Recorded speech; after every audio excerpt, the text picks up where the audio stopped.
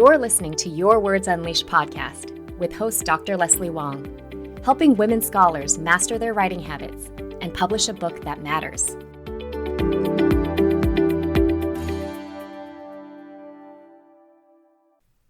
Hello, writers.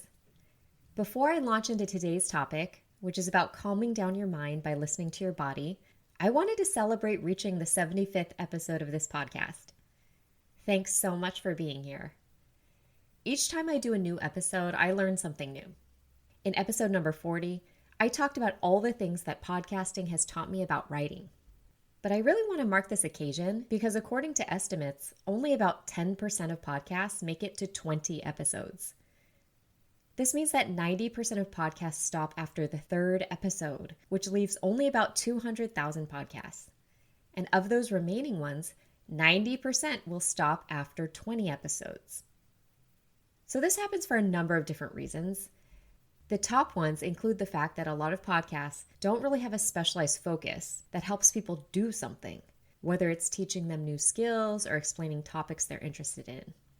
In short, they don't really have a niche. Most folks also don't know how much time and effort it actually takes to produce a podcast. Even though my solo episodes are relatively short, from start to finish, each one takes about 8 hours to write, record, edit, publish, and then spread the word to my listserv and on social media. For my guest interviews, I employ an amazing professional podcast editor named Rachel Sanya because I don't have the time or skills to make those sound great. I also credit Rachel for giving me the external accountability to release a new episode every 2 weeks on Tuesday mornings without fail. Additionally, most people don't have both internal and external reasons to do a podcast. For me, this is a platform that fulfills my internal desire to openly share my ideas with the world and hopefully helps academics suffer less in their writing and in their careers and personal lives. It's also obviously a primary way that I get clients.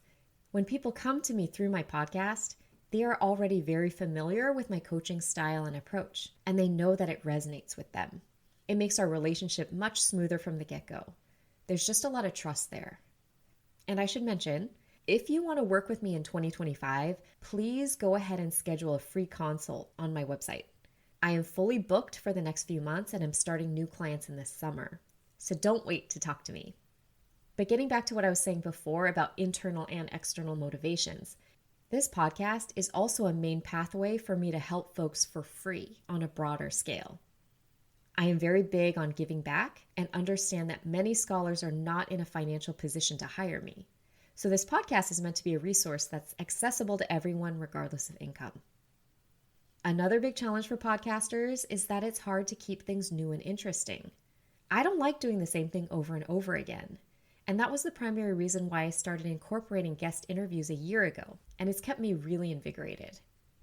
So none of this is to dissuade any of you who already have your own podcast or have always dreamed of having one. I'll just say that if you are going to embark on an adventure like this, make a good plan. I recommend you read the book Make Noise, A Creator's Guide to Podcasting and Great Storytelling by Eric Nuzum before you start.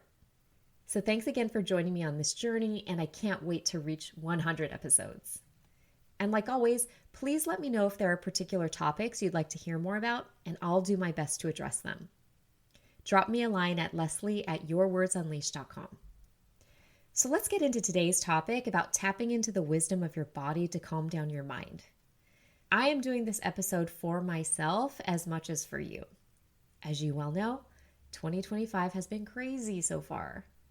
In the US, things feel chaotic and completely uncertain, which apparently is the point of it. Terrible things that you never thought could or would happen are now taking place on a daily basis. It feels like the new presidential administration is out to tank the economy, illegally destroy all institutions, and wipe out knowledge production. They are somehow managing to accomplish this while also ruining long-standing international relationships and the country's global reputation. Needless to say, it's been really difficult to focus. On top of that, my son's entire preschool class came down with the flu, and he was extremely sick for more than a week. Any parent who's listening has felt that drop in your stomach when this happens. Luckily, he's totally better now, but it was pretty dicey for a while. So every day has felt like riding a roller coaster of emotions. My mood has been flipping back and forth in response to each wave of bad news. Maybe you can relate.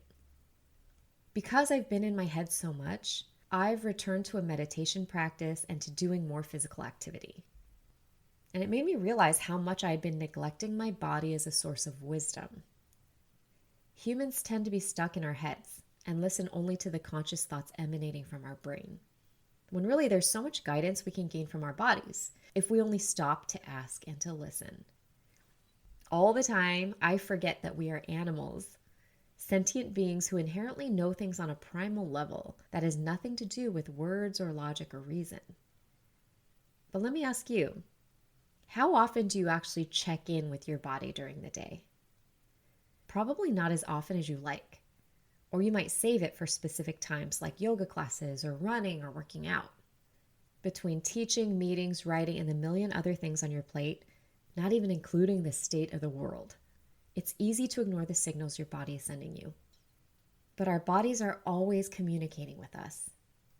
They're telling us when to pay attention, when to slow down, when to rest. Sometimes they're even nudging us towards clarity on a tough decision. But we are so used to powering through our days, relying only on our brains, that we often miss the signs completely. And today I want to change that. I'm going to share 2 easy exercises to help you reconnect with your body when your mind is feeling like it's working overtime. These are simple practices you can do anytime, anywhere, no fancy equipment or major time commitment required. You can find the full transcript of this episode at yourwordsunleashed.com/75.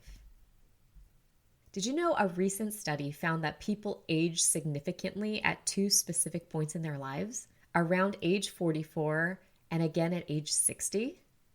Scientists are not exactly sure what specific impacts these bursts of aging have on the body. But now that I'm 47, I do feel at an intrinsic level that my body is changing and transforming, whether I like it or not. So I'm trying to bring body awareness back into my life and more into my coaching again. So let me give you 2 easy exercises that will help you gain information and guidance from your body when your mind is stressed and overwhelmed. This first exercise is for times when your brain is not giving you the best advice, or is perhaps giving you conflicting advice. It doesn't really have a name, so I'm going to refer to it as a body message exercise. I learned this very simple technique during life coach training. The first time I did it, I was pretty blown away by the information the body's able to give when you stop to listen. There's different ways you can do this, but in a coaching session, I use it when someone says that they're having a hard time with a situation.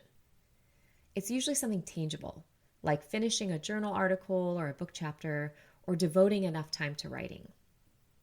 When I probe further, the pain around this problem tends to be rooted in a challenging thought or belief about what's going on.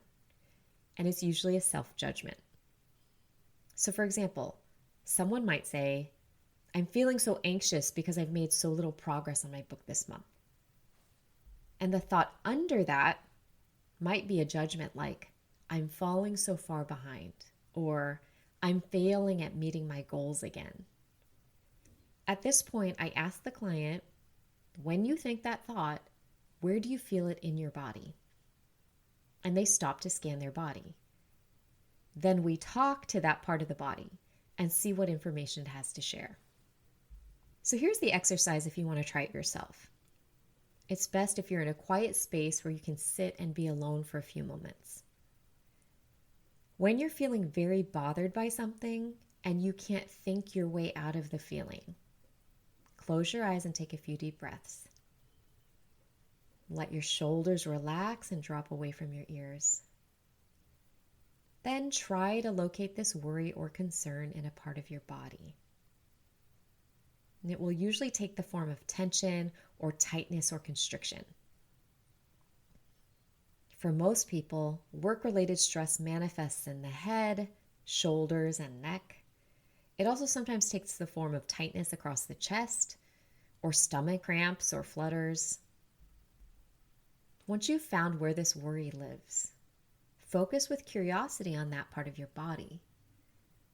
Imagine it as its own little entity that has its own independent thoughts and opinions. And with your eyes still closed, breathe slowly and deeply and imagine taking a tiny microphone and putting it up to that part of your body. Trust me here. Ask it to share any messages it wants with you and listen closely. Ask it to give you one piece of advice you can use right now. Talk to the feeling in this part of your body and engage it in an honest dialogue about how to make things better. You might be surprised at what it has to tell you. And that's it. That's the whole exercise. Now you might be thinking, does this really work? And how is it helpful? So first, yes, it does really work. Messages will arise from your body that often take the form of compassionate advice. The advice is usually something like, slow down, take a break, this amount of stress is not worth it. I did this recently with myself and talked to tension that was locking up my jaw. And it told me, I can't take this much pressure. Everything is okay right now. You need to lighten up. So this exercise helps because it creates awareness of the physical manifestations of stress, tension, and anxiety that we usually just ignore or try to push through until something severe happens. Often, just noticing where you're holding tension can help you relax it. Plus, this little pause can help you get grounded when you're feeling scattered, as I know we all have recently. So the second exercise I want to give is about using your body's wisdom to guide decisions. You know that phrase, gut feeling? Well, there's truth to it. Your body often knows what's best for you before your mind does. Here's how it works. Think of a decision you've been having a hard time making, something that's been on your mind that might have big pros and cons to it. Maybe it's whether to say yes to a new time-consuming service request or to take a week-long family vacation when you really need to write your book. And for more and more folks I'm talking to, the big looming question is whether or not they should stay in academia. So again, sit somewhere quiet, plant your feet on the ground, and take a few deep breaths. Now imagine saying yes to this decision. Notice how your body reacts. Does it feel light, open, and energized? Do you feel more peace? Or do you feel heavy, tense, and resistant? Do you feel less peace? Next, imagine saying no. Again, pay attention to how your body responds. More peace or less peace? And compare the two.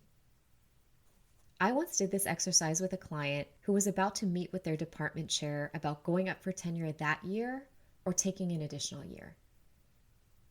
For this person, there were major pros and cons to each of the two options, and they could just not decide which one would be better. So I asked them to close their eyes and imagine going up for tenure that year and to pay attention to their body's reaction.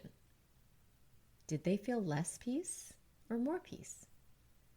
And we did that again with the other option. Needless to say, there was a clear winner, and this person ended up following their body's advice and feeling confident in the decision. So this exercise is great to get you out of overthinking and back into your intuition. So let's sum everything up. I gave you 2 simple ways to reconnect with your body and tune into its wisdom when things feel like they're falling apart.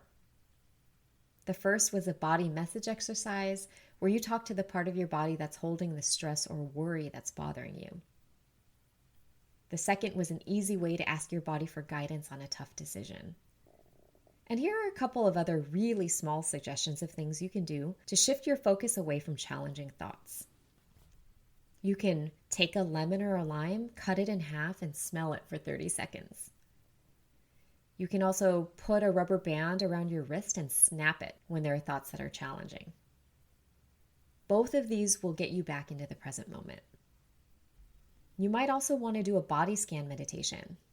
There are thousands out there available for free on YouTube or on the Insight Timer meditation app, which I highly recommend you download. I hope you give some of these exercises a try, and remember that your body is always there to offer support if you stop and listen. Also, if you're having a hard time with the state of the world, you might want to go back and listen to episode 42 of this podcast, How to Move Forward in Bleak Times. I give some strategies and ideas that are very appropriate for the current moment as well. And I want to end with some thoughts from author Oliver Burkeman, who wrote the incredible book 4,000 Weeks, Time Management for Mortals. It's a quote from a recent edition of his email newsletter called The Imperfectionist. He writes, "You should make sure your psychological center of gravity is in your real and immediate world, the world of your family and friends and neighborhood, your work and your creative projects, as opposed to the world of presidencies and governments, social forces and global emergencies. This will make you happier. It will make you more meaningfully productive. And to whatever extent it falls to you to be an active citizen, to be engaged in politics, say, or in otherwise addressing world events, it'll make you better at that too. There really is no downside." Unquote. Until next time, please take good care of yourself, including both your mind and your body. And don't forget that if you want to work with me this year, go ahead and book a free consultation on my website at yourwordsunleashed.com. Finally, more than ever, we need each other, and we will only get through this if we do it together.